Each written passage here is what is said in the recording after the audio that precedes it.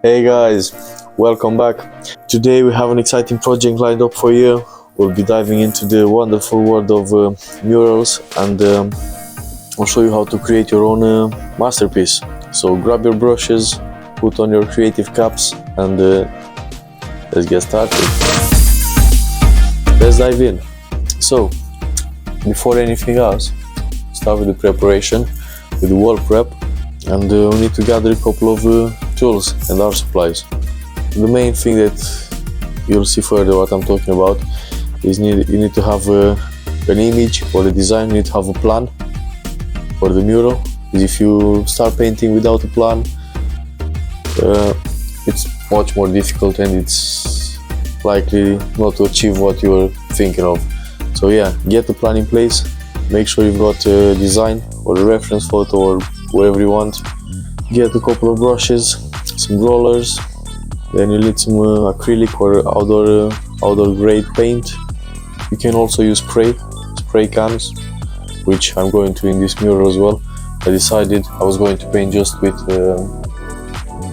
normal paint and rollers and brushes. You'll need a ladder as well, or some scaffolding, depending on the height. Some tape as well, get some clean edges. You need the palette or more disposable palettes to mix your colors, couple of water rags, other equipment that you need. You'll probably need some protective gear like some gloves or some air filters if you're going to use a lot of spray cans. Yeah, I think that's pretty much all you need. Oh yeah, and a scraper as well, scrape the wall if you got flaky paint or stuff like that. Let's move on to the next step. Planning is the key, like I said before. Start by sketching your design on paper, or consider the wall dimensions and any other architectural elements.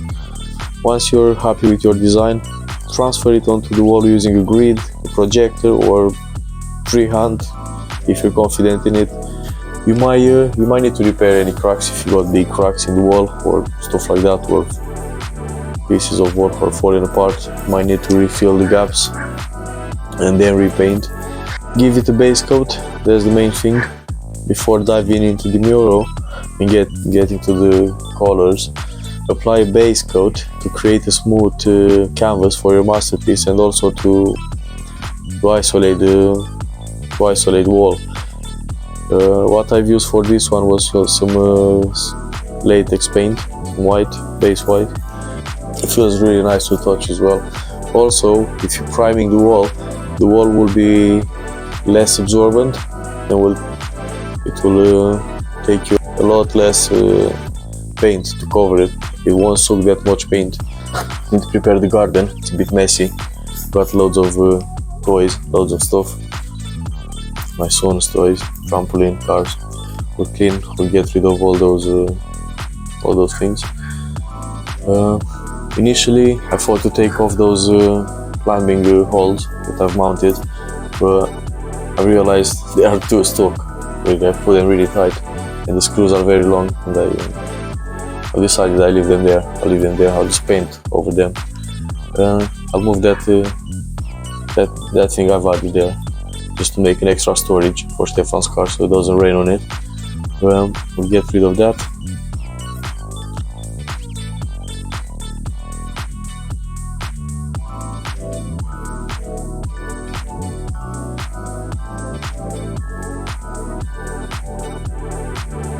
We'll chop off those weeds, put the foil down. Now let's start scraping the wall. We'll give it a good scrub. You have to clean it really, because if you start painting on it, your good paint might fall apart afterwards, and you'll have loads of gaps in the mural. It will look like crap. So yeah, it's better to do that before, even if it's some extra work, but I think it's quite important. You can't really skip that. I didn't have any major cracks in it, any holes or any big pieces falling apart. It was just the superficial layer, just the paint. It wasn't very sandy or anything like that underneath. That was a bonus. I guess. Finally finished the scraping bit. That was a bit of a workout.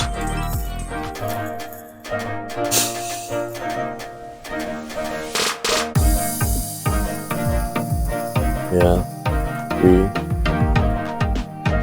refreshed the wall, gave it a bit more of a lifespan. The supplies that I had to buy for this stage, it's not much really. It's just a roller. You need a roller with a long tail, long handle. You need a tray, that grey bucket. That's a good tray really. The roller fits in it and it's quite deep, so you won't make much mess with that. Quite handy. There's the paint that I was talking about, Santex.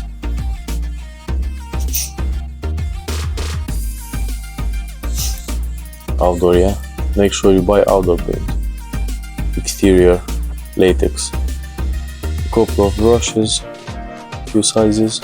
They came with and the rollers. They came with the bucket, so it's a nice pack. And foil. Protection foil.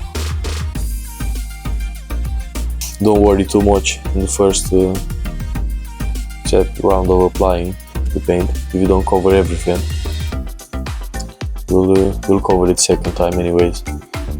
As you can see, those black lines on the wall, I've split the wall into five equal bits, 3 meters each, just to be able to project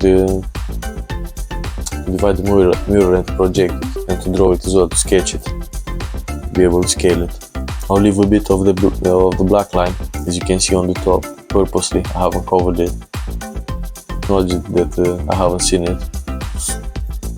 But yeah, and the climbing holes as well. As you can see, if I paint them white, they look really good as well once they paint it. I'll come afterwards with a brush, paint them properly, get the brush and all the dips and the curves. Looks already pretty well, comparing with what it was. Paint wise, if you wanna know, like coverage,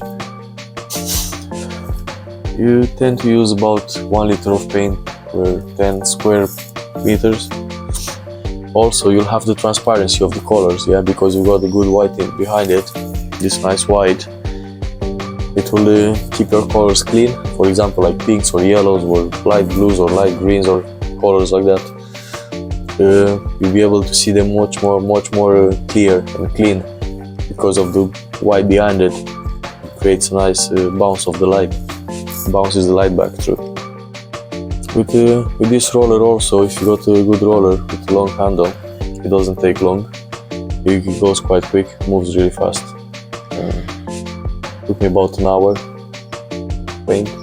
So scraping and painting all together, and the prep and messing about with the camera, probably about 3 hours. I took my time really. It dries up pretty quick as well, this kind of paint. It says it's waterproof in 1 hour time from applying, so by the time I came with the second hand, it was already like nice seal on those sandy bits where it was scraped, and the second layer really made it uniform. And if you touch it now, it feels like rubbery. It's like you can wash it. If you paint on it, you can wash it. There's the second hand now applying. Already looks good. Even if it's got small imperfections, I really wasn't bothered, because it's not worth it, the difference in paint and work, to make it perfect, because you want to have different textures anyways. And right, now we've got the wall primed. Stay close for the next video where we'll get the sketch transferred on the wall. We'll go for the projector. I think that's the best option. It saves you all the gridding with grid drawing. And yeah, we'll concentrate on the colors. We'll make another video when we'll go to buy the art supplies. I'll show you what we're using for that. So yeah, thank you for watching. Don't forget to subscribe, hit the notification button and all the buttons below. Give a like, drop a comment, and why not give me more ideas for what you like to see in my next videos.